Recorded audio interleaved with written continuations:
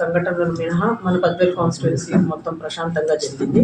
అయితే నిన్న చిన్న కేశంపల్లి బూత్లో ఒక ఇన్సిడెంట్ జరగడము, అది మేము వైఎస్ఆర్సీపీ పార్టీ తరఫున మేమందరం కూడా ఆ సంఘటనను ఖండిస్తున్నాము. యాక్చువల్గా ఎంతో పీస్ఫుల్గా జరుగుతున్నప్పటికీ అక్కడ మాత్రం మార్నింగ్ నుంచి పీస్ఫుల్గానే జరిగింది. ఇంకా లాస్ట్లో అక్కడ ఇన్ఛార్జ్గా ఉన్న మన కేశవరెడ్డి అన్న హీ వాజ్ యాక్చువల్లీ ఎక్స్పెక్టింగ్ ఏదో ఒకటి జరుగుతుంది ఈవినింగ్కి అని. నేను ఒక 40 minutes ముందర నేను వెళ్ళినప్పుడు కూడా నన్ను కోరడం జరిగింది, అన్న మీరు ఉండండి మేడం ఇక్కడ, ఇంకా ఎండింగ్కి వచ్చినప్పుడు ఏదైనా ఇన్సిడెంట్స్ జరుగుతాయని కూడా ఆయన చెప్పడం జరిగింది. ఆ విషయాన్ని కూడా మేము యాక్చువల్గా డిపార్ట్మెంట్ వాళ్ళకి తెలియపరిచాము. కానీ వద్దు మీరు ఉండదండి, లా అండ్ ఆర్డర్ ప్రాబ్లం అవుతుంది, వద్దు మేము మేనేజ్ చేస్తాం, మీరు వెళ్ళండి అని పంపించారు. జస్ట్ ఒక 40 minutes ముందే నేను వెళ్ళున్నాను. సో మేము ఇంకొక రౌండ్ అట్లా చుట్టుపక్కల చూసుకొని వచ్చేప్పటికీ ఇలా బూత్లోకి వెళ్ళేసి ఆ వాళ్ళ ఏజెంట్తో మా వైసీపీ పార్టీ ఏజెంట్ని కొట్టించడం అన్నది జరిగింది.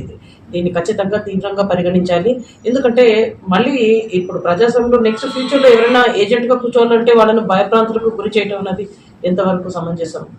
డెఫినెట్గా మేమంతా కూడా, మా పార్టీ అంతా కూడా న్యాయ పోరాటం చేస్తాము. మేము కంప్లైంట్ ఇచ్చాము. వీఆర్ విత్ వాళ్ళు ఆ రోజు మల్లికార్జున్ రెడ్డి ఎవరైతే ఏజెంట్ ఉన్నారో ఆయన, ఇంకొక ఏజెంట్ రవీంద్ర అనే అబ్బాయి యాక్చువల్గా ఇన్సిడెంట్ జరుగుతున్నప్పుడు ఆ అబ్బాయిని బయటికి లాగి బయట కొట్టడం జరిగింది. సో ఇవన్నీ కూడా మేము పోలీస్ వాళ్ళకి కంప్లైంట్ ఇచ్చాము.